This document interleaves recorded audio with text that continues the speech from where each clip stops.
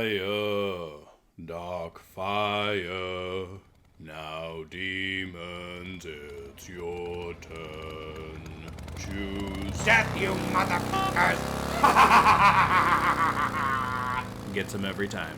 Welcome back to a Compendium of Monsters. It's Hellfire Engine Week. Before we continue, slap that subscribe button and stand way back. We got a loose cannon over here. Hellfire engines are challenge level 16, and like most 16-year-olds, they can be a little volatile. These huge constructs have an armor class of 18, average hit points of 216, a speed of 40 feet, and dark vision out to 120 feet. Hellfire engines resist cold damage, psychic damage, and non-magical weapon damage made by weapons not silvered. Hellfire engines are immune to fire damage, poison damage, and the following conditions: charmed, deafened, exhausted, frightened, paralyzed, poisoned, and unconscious. Hellfire engines have the immutable form ability. More trait than ability, immutable form makes a Hellfire engine immune to any spell or effect that would alter its form. Every machinist dream. My creation is perfect! No one is more perfect than I! Ha ha ha! Hellfire engines have magic resistance. This is terrible news for magic users, as it gives Hellfire engines advantage on saving throws against all spells and magical effects. But despite being terrible news, is it really a surprise? Hellfire engines have two types of attacks. We'll start with Flesh Crushing Stride because I feel the need to clarify that no, this isn't related to a giant or giantess fetish. Using Flesh Crushing Stride, a Hellfire engine moves up to its movement speed in a straight line. If a creature is caught in the Hellfire engine's path, the creature must make a dexterity saving throw. If successful, the creature is pushed out of the Hellfire engine's way. If unsuccessful, the creature is flattened by the Hellfire engine and takes an average of 28 bludgeoning damage. If you're an unlucky sucker, a Hellfire engine can choose to give you a deep tissue massage by stopping on top of your body. Until the Hellfire engine or creature is moved, any creature trapped under a Hellfire engine is restrained. Please bear in mind that a Hellfire engine is a huge creature and takes up 9 squares or hexes. If a creature you care about is trapped directly under it, it might be a bit before they get out. If flesh crushing isn't your thing, there's plenty of weird I haven't even begun to cover. The second attack option is to have the Hellfire engine use a Hellfire weapon. How exasperated, sigh-inducingly original, but that's what we're working with. First up, turn your foes to jelly with a Bone Melt Sprayer. Not guaranteed to melt bones, the Hellfire engine spews acidic flame in a 60-foot cone and forces creatures in the cone to make a dexterity saving throw or take an average of 11 fire damage and an average of 18 acid damage. A successful dexterity saving throw causes a creature to take half damage, while a failed saving throw drenches a creature in burning acid that deals an additional 5 fire damage and 9 acid damage at the end of each of their turns. Luckily, your friends and you are sudden, miraculous hazmat experts and can safely remove the muck from either yourself or a creature within 5 feet over the duration of a single action. And they said I had to go to college if I wanted to be good at something. Joke's on you!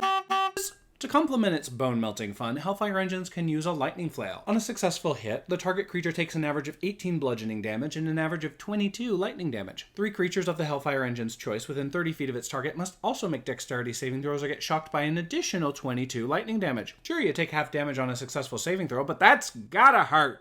Last, Hellfire engines can use their Thunder Cannon. On which end is the Thunder Cannon mounted? Use your imagination. Thunder Cannon allows a Hellfire engine to target a point it can see within 120 feet and emits a sonic BOOM in a 30-foot sphere, forcing creatures contained within to make a dexterity saving throw or take an average of 27 bludgeoning damage and an average of 13 thunder damage. Successful saving throws take half damage. If any of these Hellfire weapon attacks kill a creature that is not a devil, construct, or demon, the creature's soul rises from the river Styx as Lemuri after about 2 hours. If the creature is not brought back to life before this transformation occurs, only a wish spell or killing the specific Lemuri and using True Resurrection can restore the creature to life. But let's talk damage. On paper, the Hellfire engine doesn't look particularly impressive except for Lightning Flail's insane chain lightning jumps. A challenge level 16 creature is expected to deal between 99 and 104 damage per round. Starting with Flesh Crushing Stride, this action has the potential to deal damage to creatures contained within 600 square feet of space. If there is 1 creature per 5 feet, Flesh Crushing Stride has the potential to hit 24 creatures and inflict 672 bludgeoning damage if all the creatures fail their dexterity saving throws. Realistically, we can expect half of the creatures to succeed on their saving throws and not take damage, but 336 bludgeoning damage for the sake of this extremely unlikely far-fetched hypothetical isn't bad. Let's assume a Hellfire engine is fighting a party of 6 adventurers. In order to make Flesh Crushing Stride worth using, a DM would need to catch 4 of 6 player characters in the Hellfire engine's path. And just to be clear, if a group of players gets hit by this ability once, they're going to reposition themselves so it won't happen again. Flesh Crushing Stride is a great opening move, but leaves much to be desired except under very specific circumstances. Bone Melt Sprayer sprays fiery acid in a 60-foot cone. If we use the Dungeon Master's Guide's passage on adjudicating areas of effect rules, the number of targets in a cone is the base size divided by 10, which is a maximum of 6 affected targets. Assuming half of the target creatures succeed on their saving throw, the average damage comes out to a lot of numbers, but for brevity, it's an average of 171 acid and fire damage. If only 4 targets are affected with the same assumptions, the total damage received is approximately 114, which is above the expected damage per round. This does not include the inconvenience of spending an action to remove the guck if a creature is affected, so Bone Melt Sprayer gets a thumbs up. Burn all the things! Lightning Flail is a great attack, but must start as a melee attack in order to inflict any damage. A maximum of 4 creatures can be damaged by this attack, and 3 of 4 must make dexterity saving throws if they are within 30 feet of the initial target. Assuming 2 of 4 targets take half damage from successful saving throws, the expected average damage for this attack is 84, which is pretty low compared to Bone Melt Sprayer. I would probably only use this attack if there were player characters that have resistance to fire or acid damage. Thunder Cannon has the benefit of a fairly extreme range and a solid amount of damage. If we again use the Dungeon Master's Guide's passage on adjudicating areas of effect rules, the number of possible targets in a sphere is the base radius divided by 5, rounded up. Assuming half of the creatures succeed on their saving throws, the average expected damage comes out to approximately 177 damage. Against 4 creatures with the same assumptions, the average expected damage is 118. Nice. Very nice. I wish Hellfire Engines had some kind of screeching, shouting fear ability. Like, come on! You see this terrifying tank-like construct roll up onto a battlefield, and Wizards is saying the Hellfire Engine doesn't have some kind of blast horn to terrify its foes? Even if it went something like, that would be a massive improvement.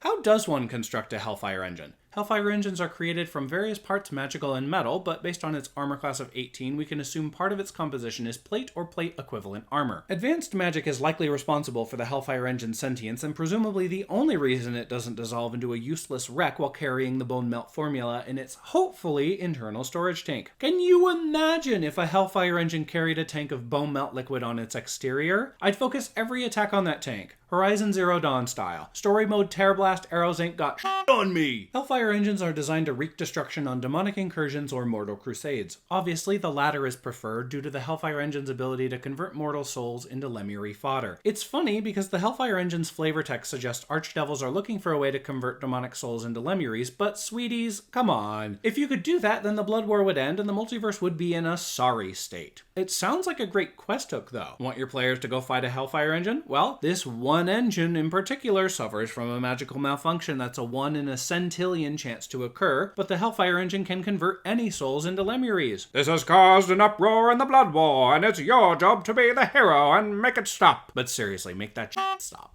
On occasion, a Hellfire Engine held in reserve may go on a berserk, destructive rampage, because that's exactly what I want from a dangerous magical machine. The ability to autonomously go berserk and start destroying things when I just want it to take a nap. Am I describing a toddler? With an intelligence score of 2, even former allies are fair game for a Hellfire Engine's powerful weapons. If you, as a player character, visit the Nine Hells and see a Hellfire Engine on the loose, it's like when you're working a closing shift and a customer comes to the door 5 minutes after closing. Not your f***ing problem. If you're feeling plucky, you can force a Commander Devil to sign a contract that promises a fantastic reward for stopping the rampage, but remember all those damage numbers? That's what you're up against. Make it worth your while. Despite having a singular destructive purpose, Hellfire Engines can appear in any form. These forms typically reflect the realms in which Hellfire Engines exist. A Hellfire Engine in Avernus typically operates on a large desert, a Hellfire Engine in Minoris needs to be able to navigate toxic bogs, and a Hellfire Engine in Diz must be flexible enough to navigate a labyrinthian network of buildings and marketplaces. Definitely not a one-size-fits-all set of environments, especially since a demonic incursion could easily hit any of those first 3 layers of the Nine Hells thanks to the river Styx. Fortunately, a constructed Hellfire Engine can sustain itself almost indefinitely as it does not require food, drink, air, or sleep. Sounds like the ultimate sentinel, except for the toddler tantrum part.